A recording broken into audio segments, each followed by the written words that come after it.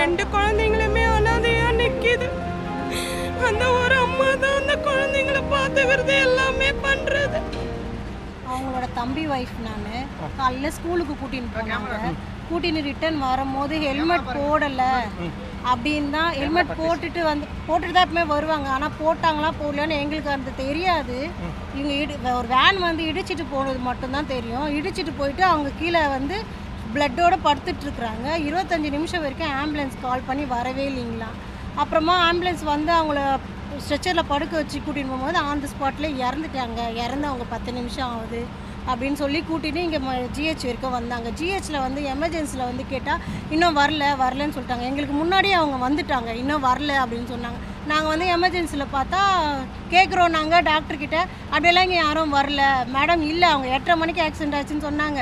எங்களுக்கு இப்போ தான் இன்ஃபர்மேஷன் வந்தது. இன்னும் வந்து நீங்கள் பார்க்கல நாங்கள் அவங்க உயிரோடு இருக்கிறாங்களா இல்லையா என்ன ஏதுன்னா சொல்லுங்கள் அப்படின்னு நாங்கள் சொல்லி கேட்குறோம். அப்போ கூட எங்களுக்கு இன்னும் வரலைங்க அப்படின்னாங்க.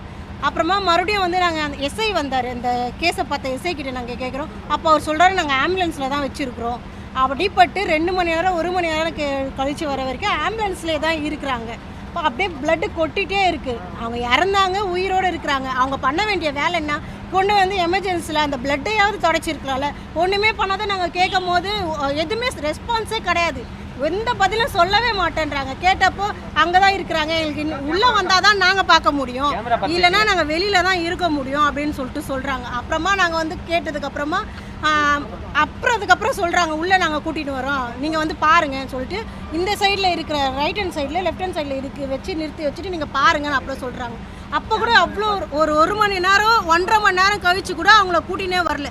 அதுக்கப்புறமா நாங்கள் கேட்டதுக்கப்புறம் தான் மார்ச்சுரிக்கே அனுப்பிச்சிட்டு பாருங்கள், மார்ச்சுரியில் கூட உள்ளே கொண்டு போகல, வெளியில் தான் நிற்க வச்சுருக்குறாங்க. ஆனால் சுத்தமாக சரியே இல்லைங்க. கவர்மெண்ட் நல்லா பார்க்குறாங்க இப்போலாம் சொல்கிறாங்க, ஆனால் எதுவுமே சரியில்லை. அந்த 25 நிமிஷம் ஆம்புலன்ஸ் முன்னாடி வந்துருந்துச்சுன்னா அவங்க உயிரை காப்பாற்றிருக்கலாம். அவங்க பண்ண இடத்துல நாங்கள் இல்லை, எங்களுக்கு எந்த விவரமும் தெரியாது. அவங்க பார்க்கும்போது என்ன சொன்னாங்க, அவங்க நின்றுட்டு இருந்தாங்களா இல்லை வரும்போது ஏதாவது பின்னாடி வாகனம் தட்டி விட்டுச்சா இல்லை மேலே ஏறிடுச்சு? எங்களுக்கு அதெல்லாம் கூட சொல்லலைங்க.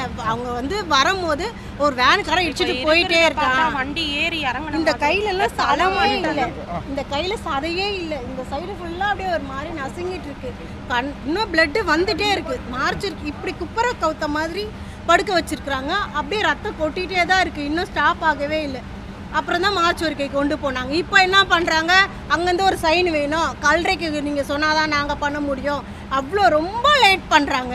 இறந்துட்டாங்கன்னு சொல்கிறதுக்கும் லேட் பண்ணுறாங்க, மீது ஃபர்தராக அந்த ப்ரொசீஜர் முடிச்சு கொடுக்குறதுக்கும் லேட் பண்ணுறாங்க. அவங்க வந்து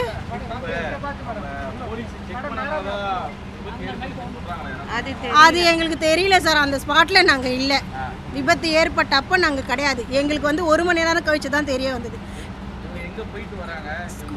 ஸ்கூலுக்கு போனாங்க சார். அவங்க 2 பசங்க, ஒரு பையன் ஒரு பொண்ணு. அவங்கள விட்டுட்டு 8:30 மணிக்கு ரிட்டன் திரும்பி வந்திருக்கிறாங்க அந்த தினத்தந்தி சிக்னலில்.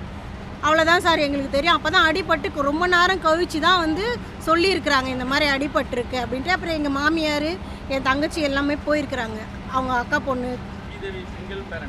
ஆமாம் சார், அவங்களுக்கு டைவர்ஸ் ஆயிடுச்சு. அம்மாவுடைய இதுல தான் அவங்க இருக்கிறாங்க. இப்போ 2 குழந்தைங்களுமே அனாதையா நிக்குது. அந்த ஒரு அம்மா தான் அந்த குழந்தைங்களை பார்த்துக்கிறது எல்லாமே பண்றது. இப்போ அந்த குழந்தைங்களுக்கு அவங்க அம்மாக்கு எந்த பென்ஷனும் கிடையாது, எதுவுமே கிடையாது. தலை மட்டும்தாங்க அடிபட்டிருக்கு. நாங்கள் பார்த்தோம், தலை மட்டும்தான் அடிபட்டிருக்கு, மற்ற எங்கேயுமே அடிபடல. தலை இங்கே இந்த உடம்புலேருந்து அப்படியே ஏறி இறங்கி இருக்கு அந்த வேன். பிளே ஸ்டோர் மற்றும் ஆப் ஸ்டோரில் இருந்து பாலிமர் செயலியை QR கோடு மூலம் பதிவிறக்கம் செய்யுங்கள். செய்திகளை உடனுக்குடன் பெறுங்கள்.